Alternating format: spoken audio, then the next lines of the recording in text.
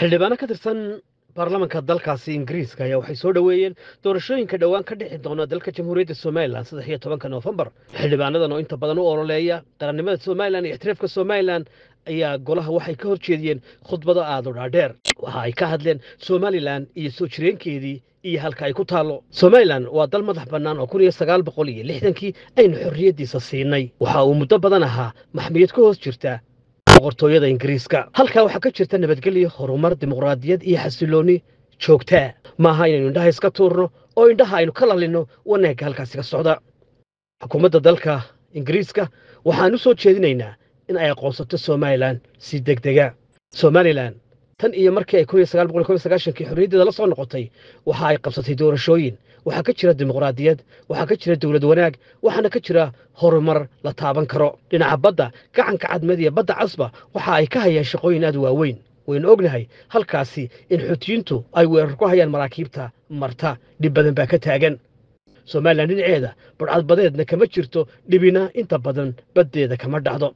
Laakiin haddii arrimaha gacanka cadmeed ka socda sii jitamaan oo ay dalka Iiraanna ay ka mid tahay dalalka gacanta weyn ku leh ee xuutiyiinta halkaasi ku taageera, wax kale ayaa isbedeli doona haddii aan si degdega dhinaca Somaliland wax loogala qaban arrimaha badda iyo arrimaha ixtiraafkaba. Somaliland xilligan waxay gelaysaa doorashooyin 13 Noofambarna waxaa dhacaya doorashada madaxweynaha iyo doorashooyinka xisbiyada. Madaxweynaha imanaya waxaynu ka rajaynaynaa in wax badan ka qabto dimuqraadiyadda, maamul wanaagga, arrimaha haweenka, FGM-ka iyo waxyaabaha kale ee ay bulshadu tabayso sida xorriyadda qowlka iyo saxaafadda oo kor loo qaado. Somaliland waa cadceed ka soo baxday dalalka Geeska Afrika.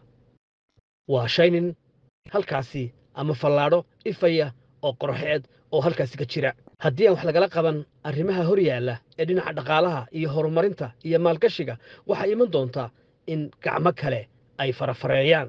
Somaliland xaqiiqdii waa dal jira, waana dal inagu aynu gacanta ku hayn jirnay haddaynu nahay boqortooyada Ingiriiska. Mar kale ayaan u soo jeedinaynaa xubnahayaga xildhibaanada ah ee inta badan ka hadla arrimaha qadiyadda Somaliland in Somaliland la aqoonsado. Xukuumadda maanta ayaanu jecel lahay in ay aqoonsiga ugu horreyso. Afayeen iyo xildhibaano iyo xukuumadda waxaanu idinka rajaynaynaa in aan nagu raacdaan isla markaana aan nagu garab gashaan sida aanu doonayno in Somaliland oo dal dimuqraadi uu uga mid noqdo dalalka caalamka. Waa dal imikaba jira, laakiin wuxuu u baahan yahay aqoonsigeennii iyo aqoonsiga caalamka. Taasna waa inaynu si wada jira uga wada shaqaynaa. Somaliland oo doorasho nabadii u dhacdo waxay caalamka wax weyn uga iftiimin doontaa sida dal halka ku yaala oo mashaqooyin badani ay hor yaalaan uu wax u noqdo. Waxay nabad kula nool yihiin dalalka jaarka leeyihiin sida Djibouti iyo Ethiopia. Badda cas oo hore aan u sheegay, xildhibaankii iga horreeyayna uu sheegay, ayaa iyana ah iyo gacanka cadmeed meelaha adduunku isha weyn ku hayo. Somalilandna ay aad uga hawl gasho in aan dhib ka dhicin. Somaliland ha la garab istaago doorashooyinkooda dhici doonana waxaanu rajaynaynaa inay si nabada ku dhacaan, si walaaltinimana oo caloolfayoobaanana loo wada galo tartanka. Waynu garab taagannahay walaaladeenna reer Somaliland. Since declaring independence in 1991, Somaliland has demonstrated a steadfast commitment to democratic governance. My Lords, this is not an abstract ideal, but a tangible process evidenced by elections such as the one poised to be held on November the 13th, 2024, 2 weeks' time. Its fourth presidential election since 2003. This commitment to democratic values must be viewed against a backdrop of rising tensions in the broader Horn of Africa.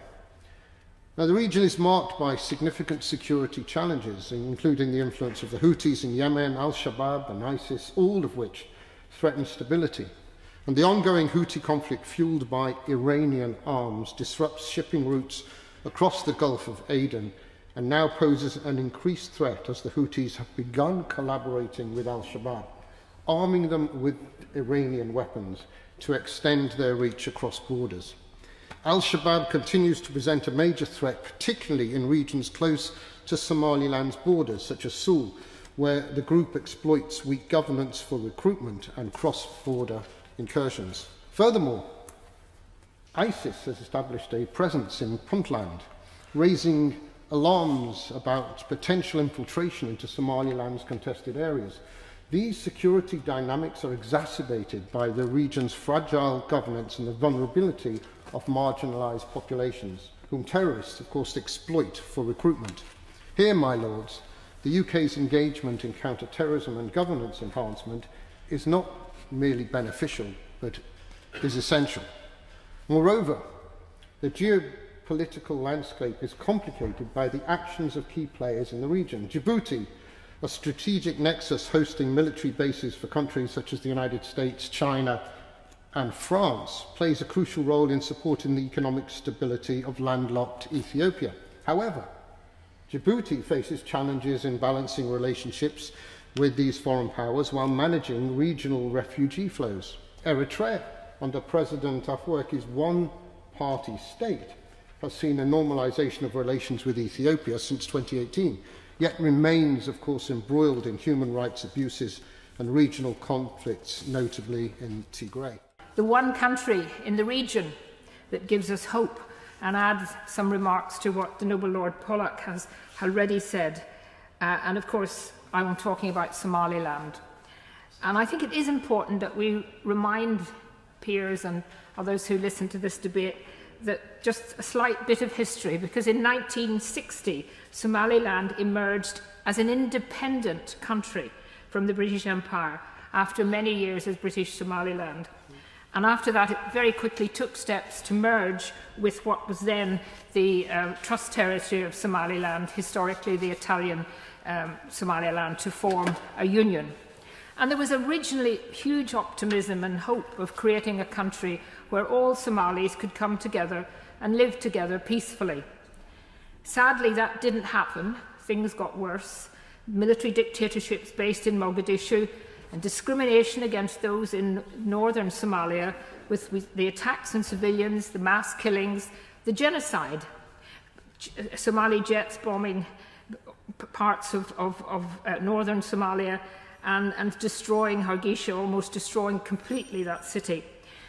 But out of those decades of horror, Somaliland declared itself free of Somalia in a declaration of independence back in 1991. And now, for the last 33 years, that proud country has been asking for the world to recognise it. It's doing everything that we in the Western world and Western democracies continue to flag up as showing what a democratic, free country should be doing. It has regular, as been mentioned, free and fair elections, and in a couple of weeks we're going to see their 6th presidential election. And like those before, I hope, and I'm sure they will, be peaceful. It has an active civil society. It's made huge strides on the advancement of women's rights, even beginning to tackle what the Noble Lady Baroness Harman mentioned, the scourge in that area, female genital mutilation. And the current president is even considering banning FGM altogether. All sexual violence and rape acts go through the criminal justice system and are not, as elsewhere in the region, dealt with by community or customary law, which have been outlawed.